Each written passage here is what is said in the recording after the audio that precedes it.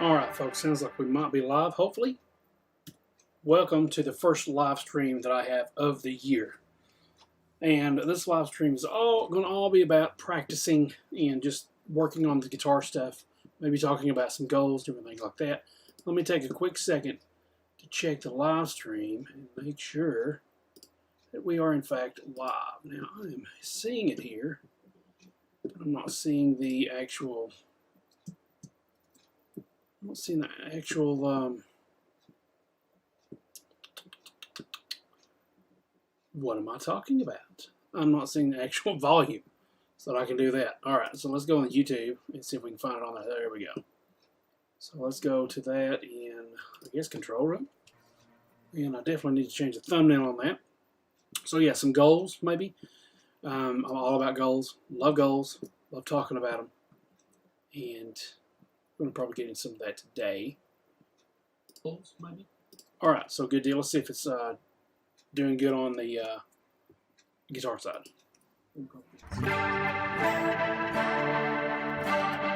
so good deal. Let's see if it's doing good on the guitar side. Awesome. Sounds good. Sounds like we're doing really good. I like that. So, goals. One of my main goals, let's go ahead and get some ambience here first. Let's get some good lighting going. What do we got? Teal? Why not? That's the color of... That's the color of the thumbnail. It's supposed to be anyway. Which, by the way, I got to go back and change that. Let's see here. YouTube Studio. Let's change that thumbnail there. Make sure it's looking right. Okay.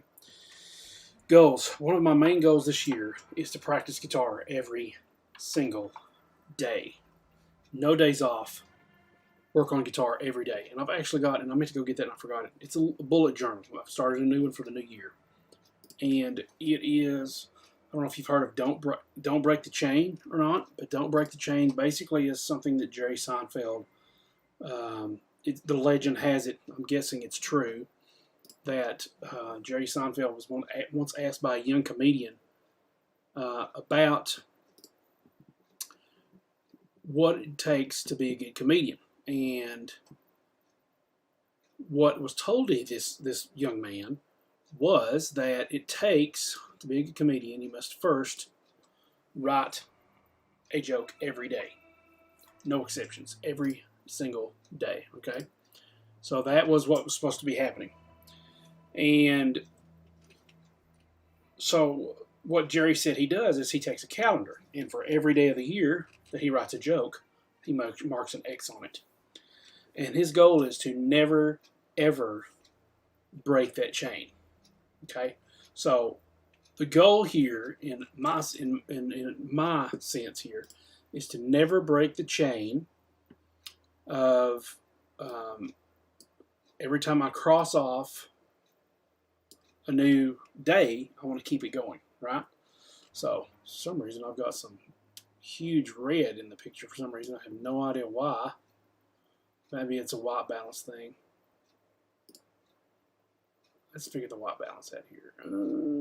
Probably right about there. Okay, that was weird.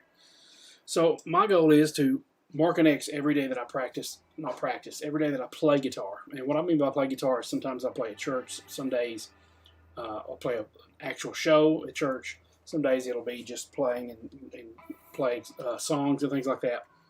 And other days it will be actually sitting down and practicing. If every day that I have my hands on the guitar for like, I don't know, 10, 15 minutes or more, then I'm going to count that as an X. Because my goal is to get better on guitar. I recently won third place in Al Joseph's Shred King solo guitar contest. And I'm going to be expecting those prizes to come in very soon, and when they do, I'll definitely test them out, and I would like to do some videos here on YouTube. So, but the main focus is for me to get better on guitar. I'm a part of a community called Guitar Acceleration. If you go to ericbeatty.com/guitar-acceleration, you can find out more about that. And we're going through a new program right now, taking us throughout a whole year's worth of course content. And it's amazing. If you haven't checked out Guitar Acceleration, I highly recommend it. it starts out with 8 weeks of course material, and it is amazing at getting you motivated to practice, helping you recalibrate your practice, helping you learn how to practice hard phrases, difficult phrases, and master how to do that. And it's all been a game changer in my guitar, practice itself. So I've been kind of messing around with my Line 6 Helix LT. I haven't played with it as much as I would have liked to, but I'm hoping to do a lot more stuff with it this year. I would like to play at some point, use it live somewhere, maybe a coffee shop or something like that. Play some songs of my own. Maybe do something on Stage It. What do you think about Stage It as a platform for something like that? Leave me a comment below. Let me know what you think. I've got some ideas that I've written down, and I would like to maybe venture out into, get my feet a little wet into the live concert kind of playing. That's not really tough for me acoustically, but it is different for electric guitar. I've not played a whole lot of live shows with electric guitars in many years. It was fun when I did it. I actually had my brother. We used to play in a group called Foglight, which was a Christian contemporary group back in like 2001 or so. And I haven't done that in years. And so what I'm going to do is I would like to, get the Helix on the floor. Right now it is on my desk, and it has been for a long time. I would like to get it on the floor and, play around with it in live situations. So Stage It may be a good place for that. I don't know. Different things going on this year that I would like to do. I've not really been focused a whole lot on YouTube because I've just had a lot of other things going on. As you know by the recent announcement back in when I was outdoors, that little video that I had when I was outdoors playing, guitar, practicing and stuff like that, kind of like a park area. The thumbnail is kind of greenish. Major announcement, as of November, we found out we're going to be parents. So we're expecting a baby, and it is due to arrive next year, or this year now, around July 5th. So we got a lot of stuff to do between now and then, but I still want to make playing guitar a priority. And as far as goals and keeping up with YouTube, I'm not worried too much about it. I have got over 800 videos on this platform, and many of those videos, probably around 100 or so, are unlisted. So at any point I could go in there and list one of those videos, take it off unlisted, and make it public. They're old videos, back when I had more hair and less gray and things like that. Some of you may have seen those, but I mean, they're there. And plus, I'm not going to let myself get wrapped up in the whole being like the next creator, being like the Joneses, and trying to chase, influence and all this stuff. I'm over that. That has been nothing but a hassle for me personally. It's been nothing but a headache and a very huge stress factor this past year with the you-know-what. It starts with a C, and it's an illness going around that has been since 2020, actually since late 2019. With all that going on, it's been a mess. And so I would rather focus on creating the content that I personally find joyful for me and personally find fulfilling. That's the word I'm looking for, fulfilling for me. And that is going to be probably some random practice things like this. I'd like to be on Twitch a lot more. There's been a lot of times this week that I've been excited about playing guitar, but I didn't because, let me check real quick. Okay, good. It's working on Twitch too. I forgot to check that earlier. I didn't do that before because I don't know. I just felt like it had to be special or something like that. I couldn't just get online and just play guitar or just practice or something like that. Let me check my my comments real quick. I've already seen one. I want to see if there's any other ones on other chats. Okay, so nothing on Twitch, but there is something on YouTube. Somebody's watching. Thanks for watching Guitar Edicts. Rhett Shull has a video using the Helix for a tour. It's pretty interesting. I'll have to check that out. I know who Rhett Shull is. I've seen some of his videos.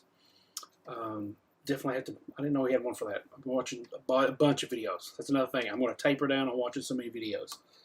A lot of stuff I've been watching. Mainly, who I've been interested in lately is all about Line 6 stuff, and that is John Nathan Cordy, amazing guitarist, amazing Helix wizard, and Jason Sadites. Haven't watched a lot of his lately, but he's a really good Helix guru as well.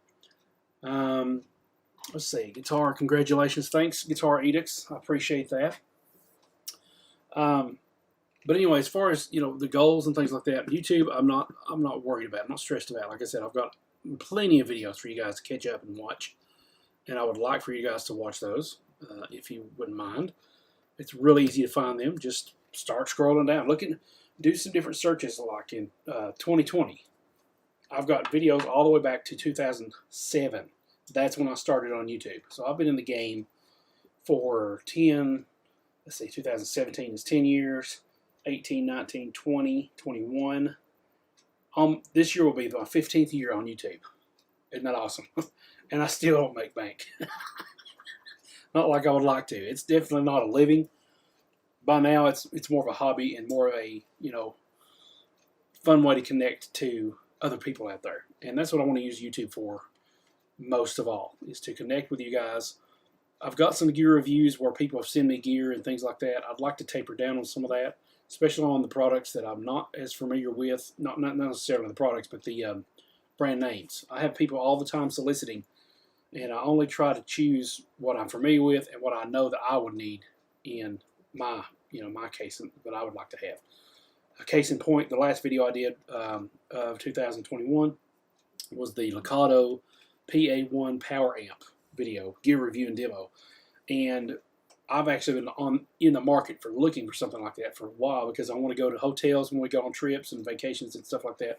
I want to have something that I don't have to lug around, like this big Helix or like a big amp with another pedal attached. It's awesome to have that little pocket guitar amp, plug it into whatever guitar I have, and be able to just sit there and play quietly. Don't have to worry about disturbing other tenants or disturbing my wife while she's sleeping. I really enjoyed getting to play on that one, to play around with that and review that. But there's a lot of other gear stuff that I get constantly. I've noticed a pattern. Whenever I review something, other companies want to approach me to review something of the same nature, even though I've already reviewed it. So I've got all kinds of, will you review this microphone? Will you review this iPhone contraption?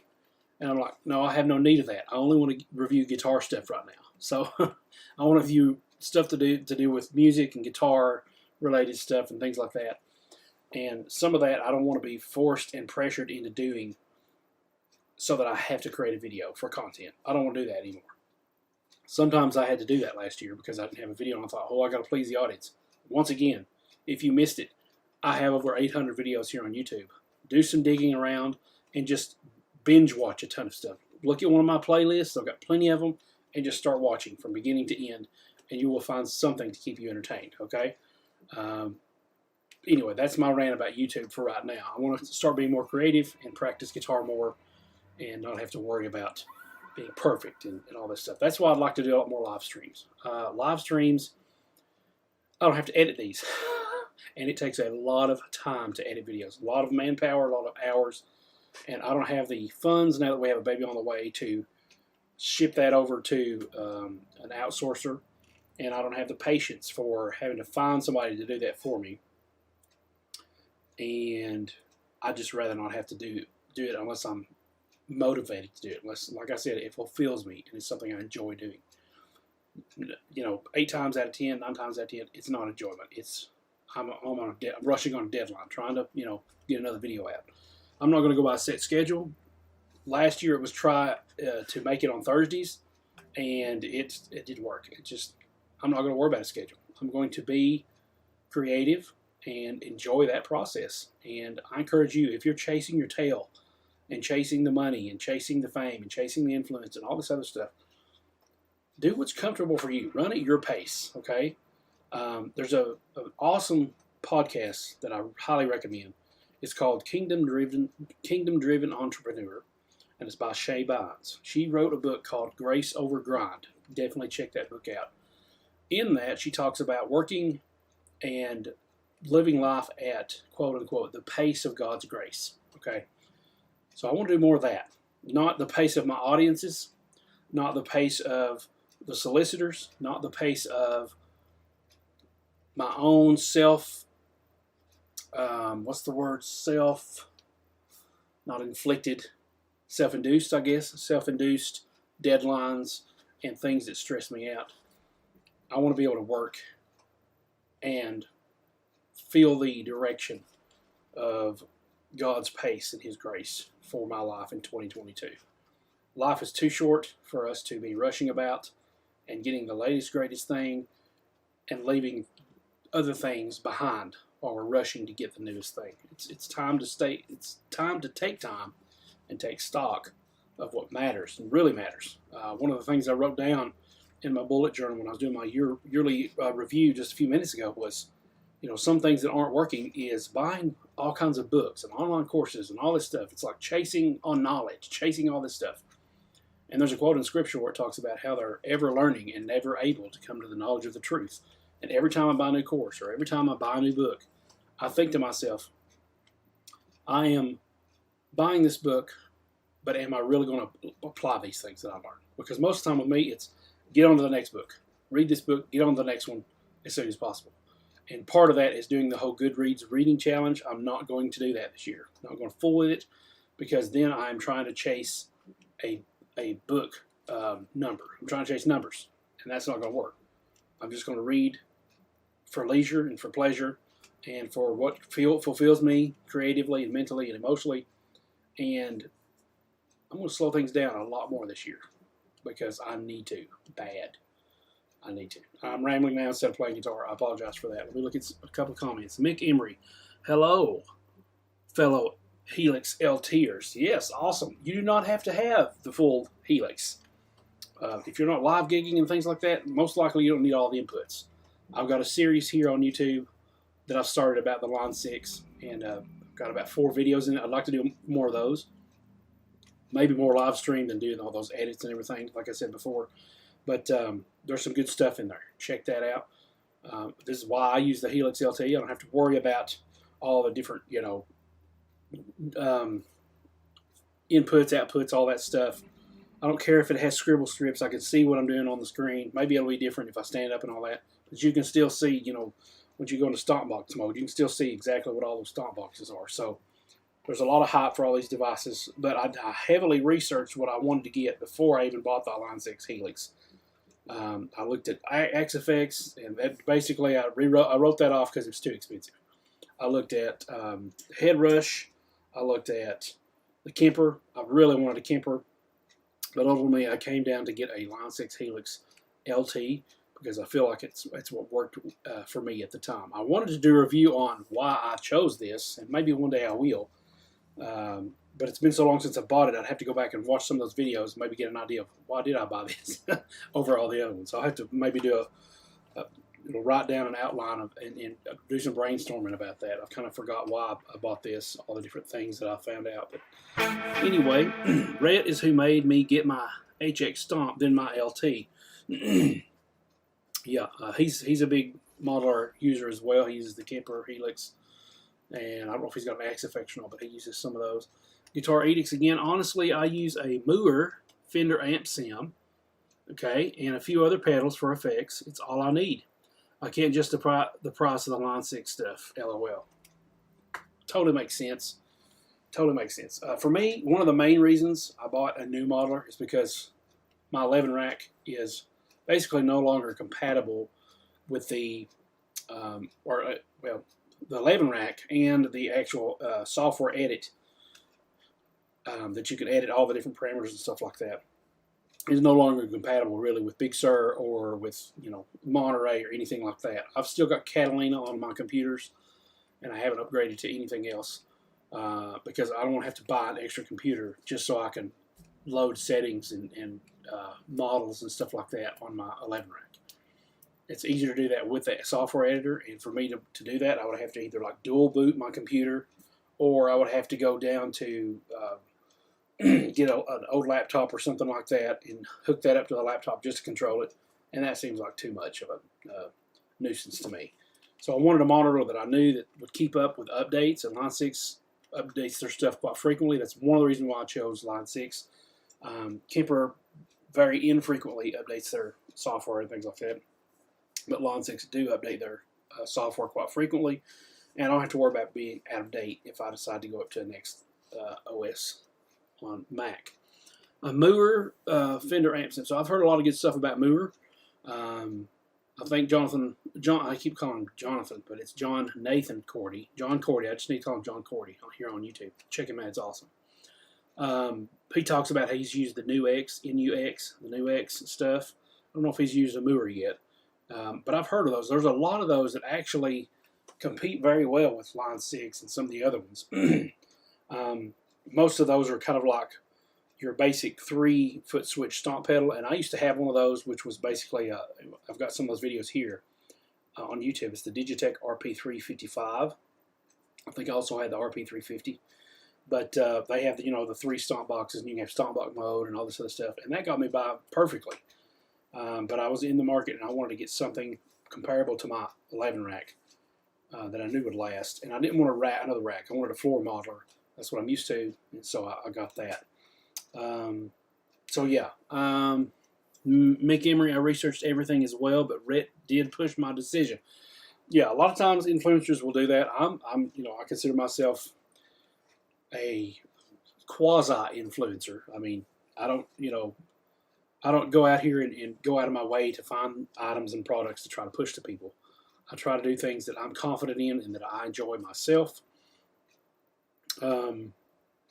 But I do enjoy the gear that I do have, and I'm glad that I have it. I'm blessed to have had people approach me and either give it to me for free or give me discounts or things like this to share it with the community, with the YouTube community. And so yeah, that's great. So let's check out a few things. I'm sitting here not doing a lot of play. I need to practice. So what I've been trying to practice here lately, I've not really settled on anything. I've been trying to practice. Obviously I'm on an unending quest to learn the fretboard. Okay, so I'm trying to find ways to better visualize things. Now, years ago, I memorized the pentatonic scale, and like everybody else, we feel like we're boxed in. So I started learning the major scale and things like that. It seems like everything over the last couple of years has become a hodgepodge mess of all these visualization systems. Some people say use intervals. Some people say use the cage method. Some people say 3 notes per string. Some people say this other thing.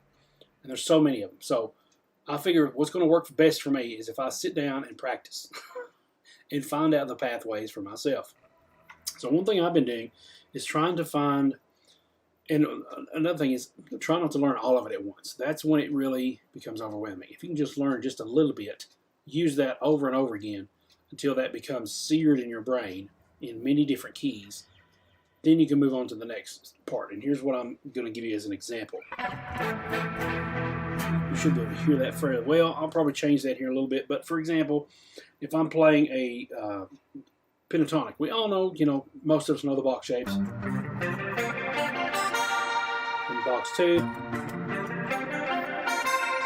box 3. 2 more boxes to go, and you got the whole pentatonic scale memorized. What I want to do is learn how to better navigate the fretboard horizontally. That's vertical. Okay, I want to learn how to do this horizontally a lot better. And I've got a few insights from Marcos Sfoghi, private lessons back in 2020, I believe it was, on doing some of that. So I can always reference that. But I've been experimenting with this for the last, couple of days.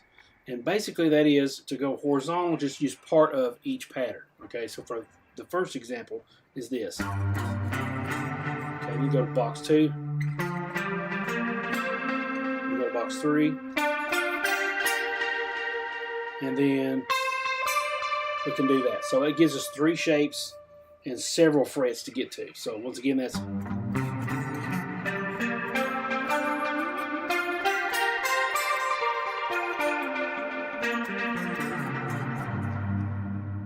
Okay, or I think you might be able to go further.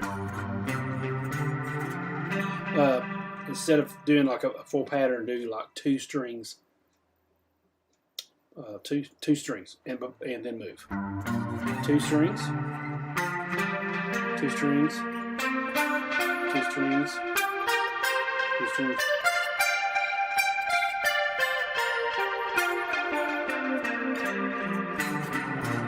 Can't believe I got that backwards. It's always hard to go backwards than it is forwards. But that's what I've been trying to work on to kind of visualize things going forward. Okay. And that gives you all 5 shapes. So here's box 1, 2, 3, 4, 5. Okay, so you got all 5 shapes by the time you get to the end. And what I'm doing is each time I move to a new shape, I'm visualizing the whole thing, the whole shape. So here's box 1, and the rest of it. Okay, so when I go to box 2, I'm visualizing the whole shape. Box 3, here's the whole shape. Box 4, here's the whole shape. And then box 5, and here's the whole shape.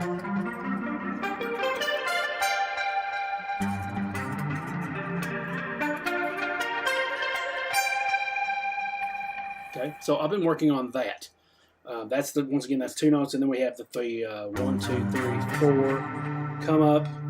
1, 2, 3, 4, come up. 1, and move up here. So just a few on each, maybe more like 3 strings before you shift, something like that. That's what I've been working on. So trying to learn how to go forward a little bit more and even come backwards. And while I'm doing this, kind of see the whole shape in my head. Right now I'm just working on pentatonic, not much major scale stuff. The other thing I've been working on, kind of looking at a little bit, is learning the various patterns for the major scale in basically 3 main shapes. And I kind of got this idea from, I think Tom Quayle has talked about this when he's done intervals on his visualizing the fretboard course, I think is what it is. He may have mentioned this. But I know for sure Jack Gardner's mentioned this. He talks about it in his Modern Fusion Soloing class on JTC, Volume 1, I believe it is. And Al Joseph has talked about this in some of his courses on his Shred King Academy. And that is, for example, let's just do a major scale for A. Okay, so we have A. Let's find a different preset too while we're at it. Let me go to my Helix LT category. Well, not category. What am I trying to say? This editor. Let me just go to one of mine that I'm familiar with. My presets. We will do. We'll do 11 rack, and we'll do a clean version here.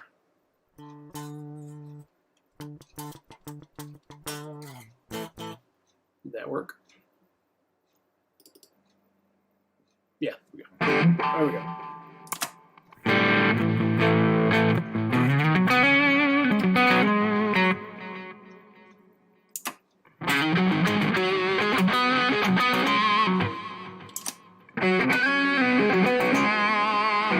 We go back to the cleanest setting here, and I'll put it on more of a Strat sounding thing, okay?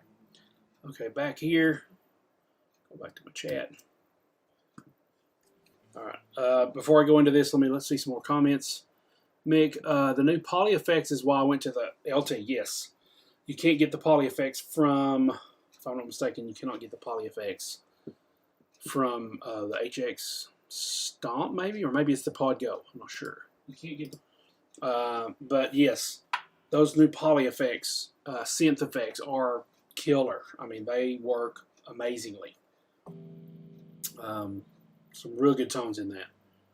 Triads. Yes, Triads is a really good suggestion. Guitar edicts. Triads will work. And that's another thing.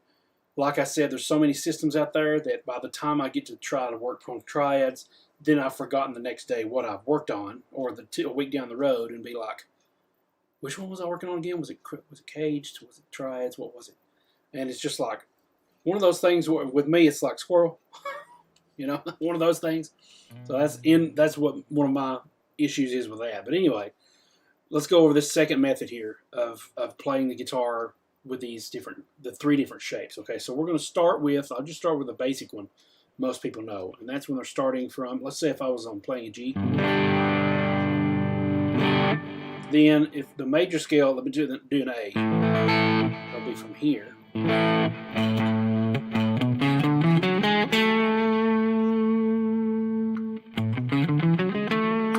would be that. All right, 1, 2, 3, 4, 5, 6, 7, 1. Now, Jack Gardner's main visualization method is intervals as well, and he learned from Tom Quayle. Had lessons with him, and Tom Quayle taught him. I don't know if Al Joseph visualizes the intervals with this. Seems like he does, but he advocates this approach as well, learning about 3 shapes, and then that way, no matter where you're at, you can basically see those 3 shapes and navigate the fretboard like that. So the first one is 1, 2, 3, 4, 5, 6, 7, 8. Looks like this. Hey Marv, good to see you, buddy. Okay, so you don't want to blaze through. You want to really take the time to look at the interval shapes. So 1, 2, 3, 4, 5. There's a 5. There's a 6, 7. What really makes the root is where it is. I mean, what really makes the interval is where it is in relation to the root. The sound it has and the shape it gives you.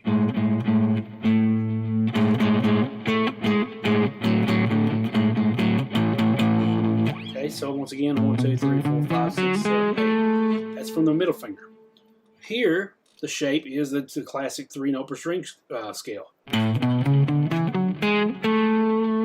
Now I could go the rest of the way up from that.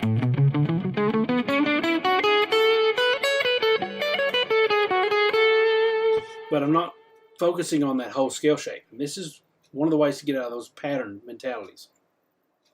You're on the first pattern, and then when you get to the root, guess where I'm at? I'm back on my middle note, my middle finger shape. And with the tuning as it is with the B string, you have to shift up a fret. It's the same as this.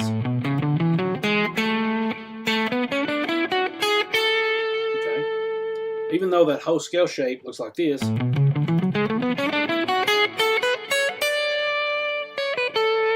I'm not looking at it as the whole scale shape. I'm looking at it as one mini shape, root to root, in 1 octave. 1 octave. Next one. So I'll apply that here. I'll apply this previous one here. Okay, and then the next one starts on the pinky. Okay, to find that, we go back to this root. And that shape looks like this. And once again, we didn't do this, but we need to look at the interval shapes. 2, 3, there's a 3. So in relation to the 1, here's a 3. We have 3 here. So we're looking at multiple ways to see intervals as well. 1, 2, 3, 4 maneuvers right here, 5 maneuvers right here. Now here's a different 6. 7, which we had over here, back to 1. Okay. The last one is with a pinky. It looks like this. 1, 2, 3, 4, 5, 6, 7,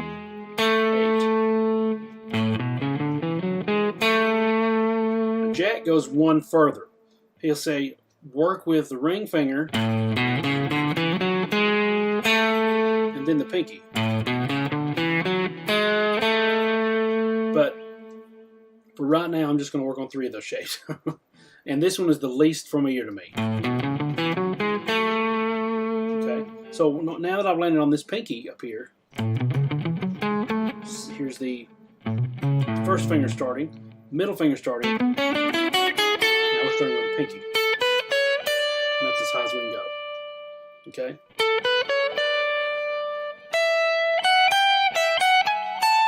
Okay, so we could skip ahead like that, but as far as, you know, where that is, let's try that again here. Let's say we was here. Where's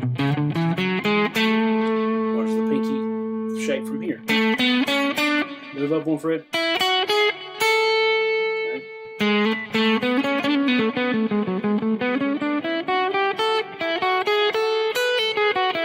start with the first finger. That one was this.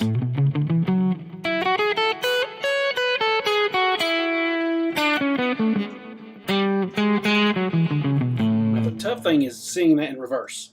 Okay, so you kind of got to work your way backwards as well to see that in reverse. So the two methods I'm using right now to kind of visualize shapes is for the pentatonic, I want to go horizontal.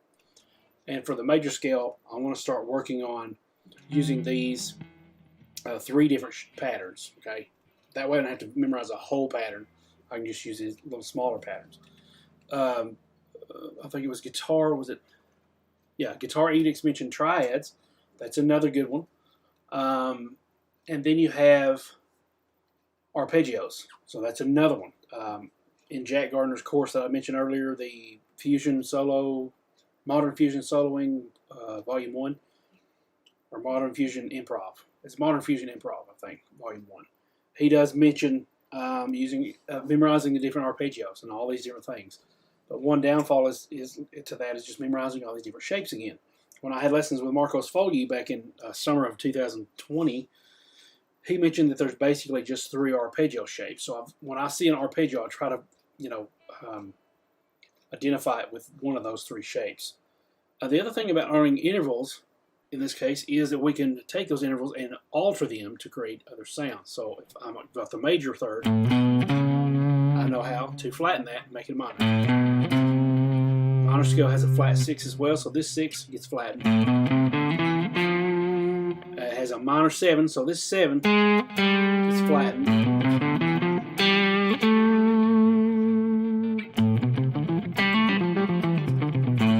So once again, we will want to learn, if I'm doing the 3 shape idea, I want to learn it from my first finger, I want to learn it maybe from my middle finger, and I want to learn it from my pinky. Simple as that.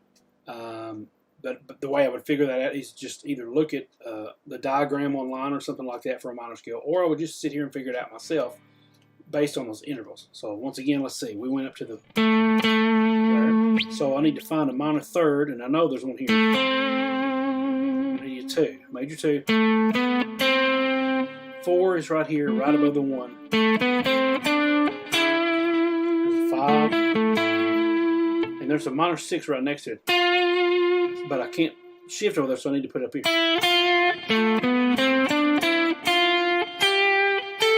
So that's all whole step scale.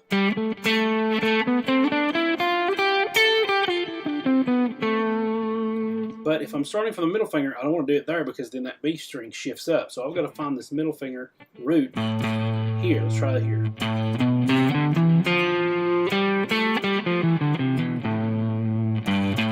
So in that case, I've got 3-note per string, this shape. So if I go back to this one, I can start that with this. So now we got one of the pinky.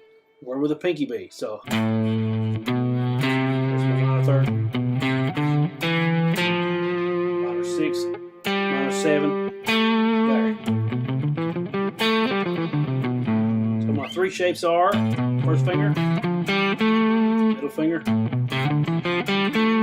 pinky.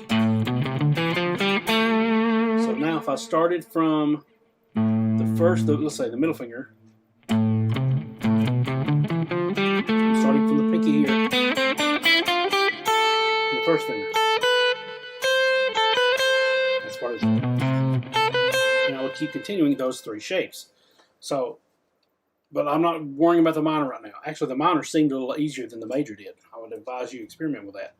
But I'm not worried about that right now. I'm just working on the pentatonic, horizontal, and the major scale 3 shapes, and trying to see those as intervals and trying to see those as those shapes all across the fretboard to improvise with those forwards and backwards. Okay, so that's what I've been working on for a fretboard visualization. Now, the program I was telling you about guitar acceleration, their program right now that we're working on is a different.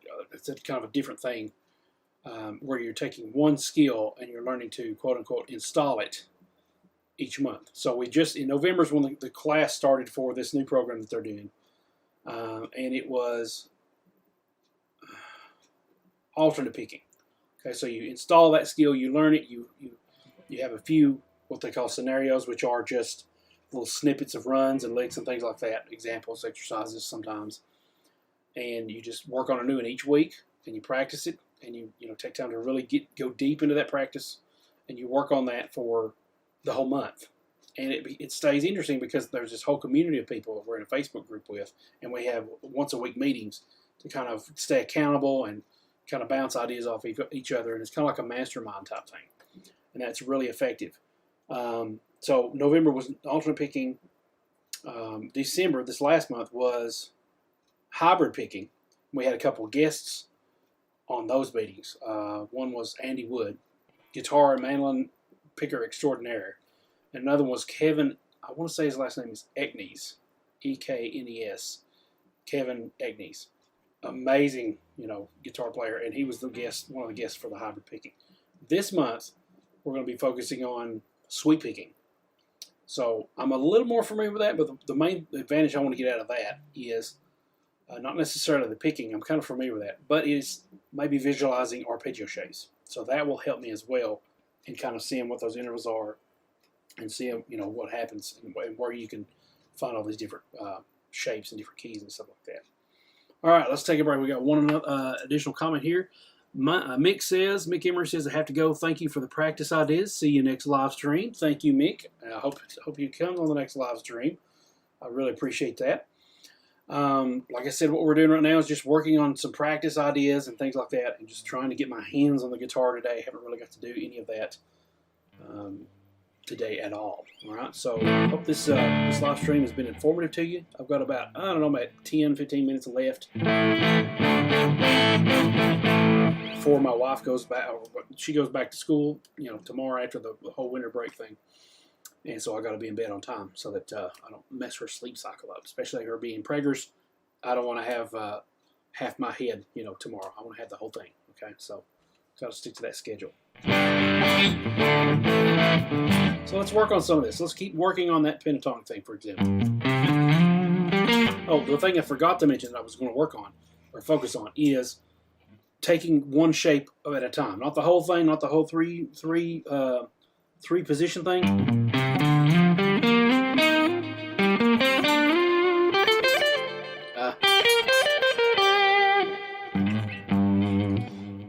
Instead of doing all three of those, I was just going to work on two of those positions.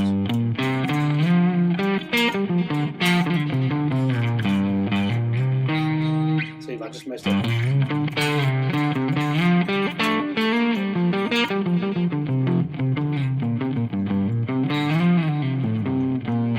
So just staying within those two positions and getting really familiar with that so that I've memorized it every time I go there.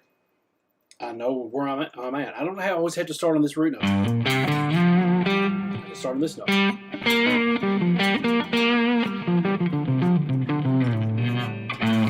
Go too far, so I'm going to really work on that.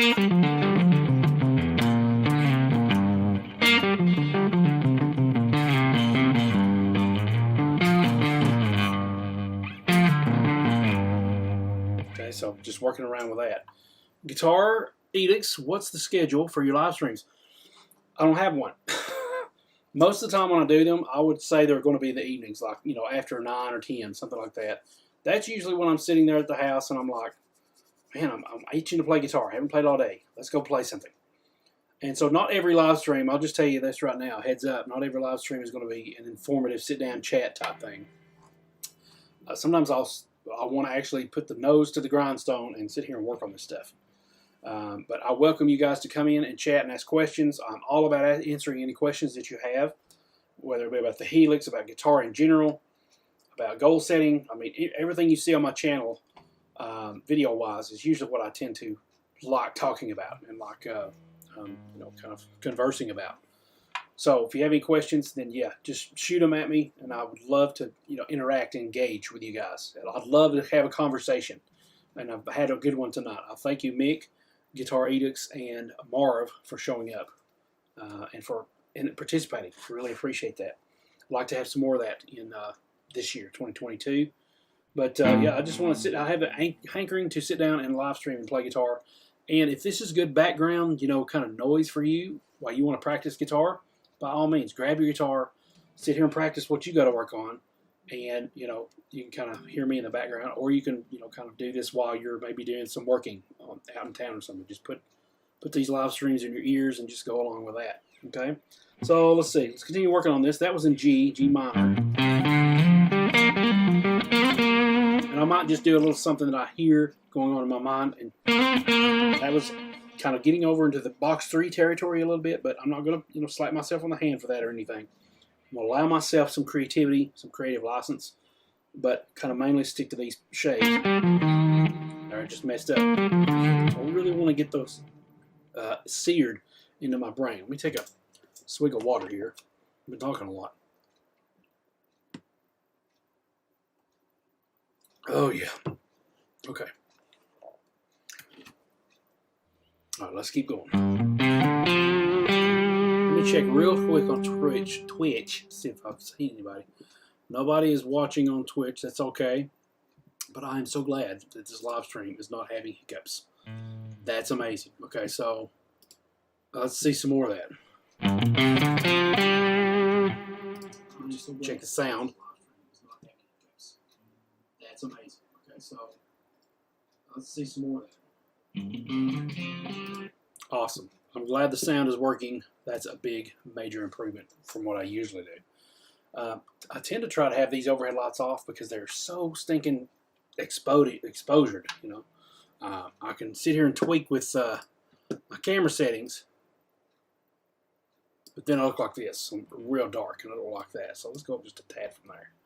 That ain't too bad. It's 34%. Let's go to 37.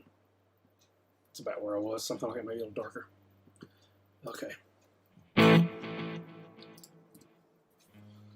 So once again, I'm doing this on kind of like a clean, dirty-ish sound because I'm focusing mainly on the fretboard visualization, but you may have to focus on muting, string muting.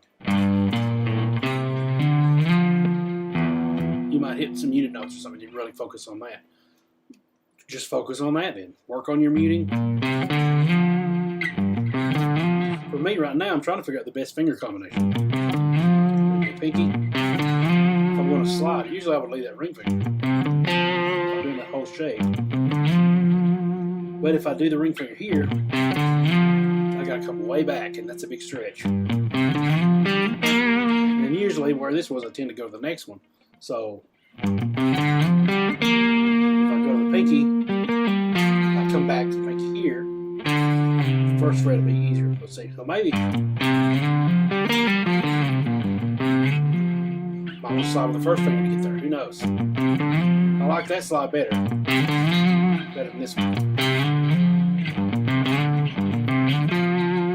That feels awkward sliding with the first finger to that position change.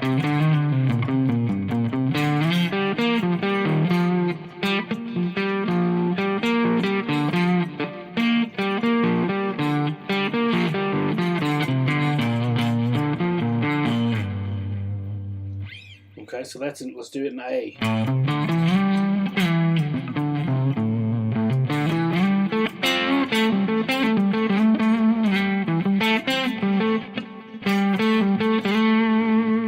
So instead of sliding here, I'm going to try this route. Okay, so I'm kind of going back to box 1, quickly shifting over to box 2 here.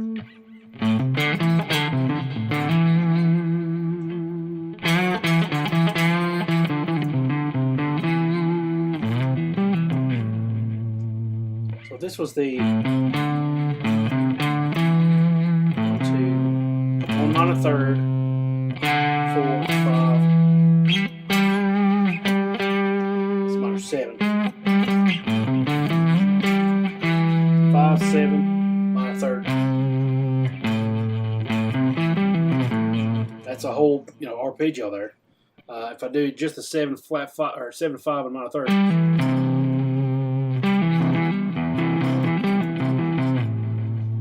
that sounds like a C major.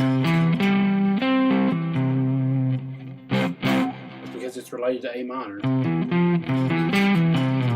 Until I go to that the root note. And here's another root note.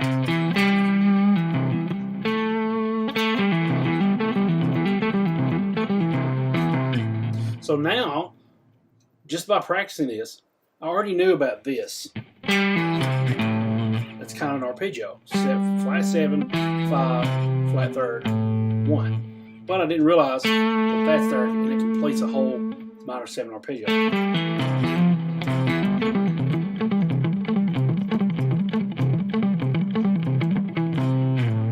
So now I've come to the point where I can think of, okay, within this area, I have a minor 7 arpeggio that I can use and improvise with.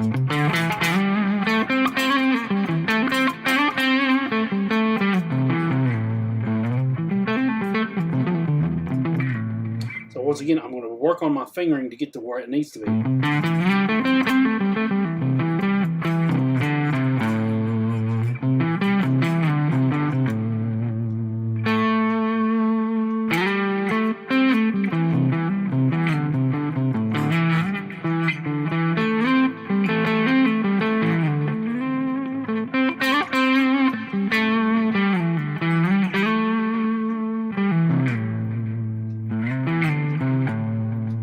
I like that, going to that 4.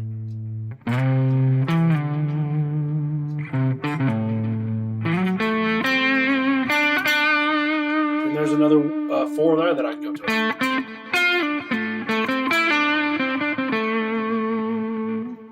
Spirit's way, spirit first. Says, blessings always to you, Mr. Good Vibes. Peace. Thank you, Spirit Z. I'll just call you that, Spirit Z. Appreciate that. So, once again, I'm working around now. I've got a 4 here. I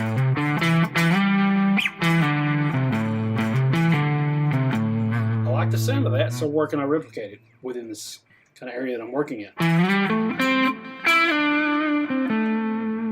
Now, in that instance, I went purely for sound, but I can also see part of box 2 within it. 5, 4, minor 3rd, 1. So in that case, I would probably call that, that's a little bit of an arpeggio.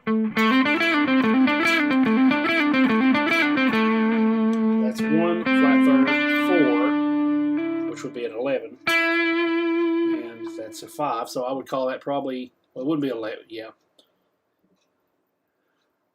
Add, I don't know if there's an add 9, so add 11, I guess. So that'll be a minor arpeggio, add 9, or add 11.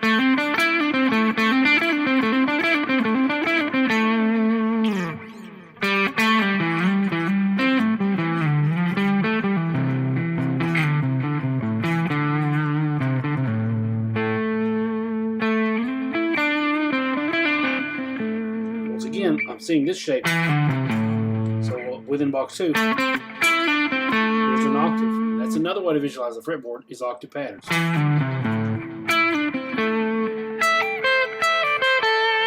So octave from here is here. Same shape.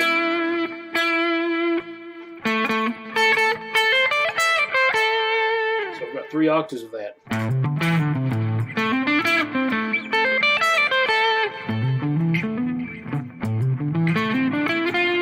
That's tough to do fast. I would probably do 2 downs and an up. Or I can go down here. I'll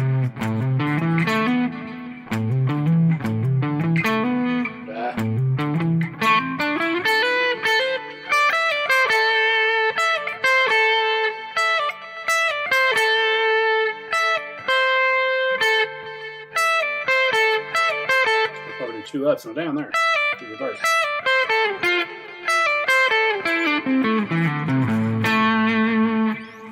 So that's another way. Fazir Yavish. I have no idea what you're saying, man. Let's see. Voringo. I don't know what that means. English, please. I don't understand symbols and things like that. Okay, guys, we're about to wrap this up. Anybody with any last comments or anything like that? I've had, let's see, 1, 2, 3, 4, 5 viewers. So that's good. That's really good. As I was telling everybody earlier, I don't really have a live stream schedule, but I have been more interested in just getting down to the basement here in the basement studio and working on practice sessions like this and maybe just hanging out. There's no pressure in this. This is fun, and it gives me a way to kind of work in getting more engaged with the audience and having creative conversations, and that's what I want to have more of. None of this, professional businessy stuff all the time. It helps just sit down and chill out and just be creative with your instrument. So, last minute comments or anything like that, I'm going to end this session here. By the way, if you would like for me to work on one of your projects, just hit me up on SoundBetter. You can find me on SoundBetter. I think my website should take you directly to where you can do that. And if you go to ericbeatty.com, it should be there. If you see this in the future, I may have changed my homepage. I don't know. So if I have, the link should be ericbeatty.com/soundbetter, and that should take you right to my profile. I'm also trying to branch out on Fiverr a little bit. SoundBetter is my main platform, but I thought, well, let's try Fiverr a little bit so we can come up with there. Totally happy to work with you on price and things like that. Just hit me up on there, and I'll be happy to do a guitar solo. Right now, I'm really focusing on more solo stuff and feels, licks, and things like that, rather than rhythms and whole things like that. I'm doing electric guitar, acoustic guitar, and I would love to work with you guys on that. Also, some guy from Australia hit me up to do a gig on SoundBetter to help him work out some tones on his Helix. So I've got an 11 rack. I've got a Helix. By the way, I also use a Zoom MS50G, really great pedal. For $100, you can't really beat it. Definitely check that out later, Mick, if you watch this again. I think you were the one that was telling me about, choosing an LT. Zoom pedals are awesome. The Zoom MS50G is a really, really good workhorse.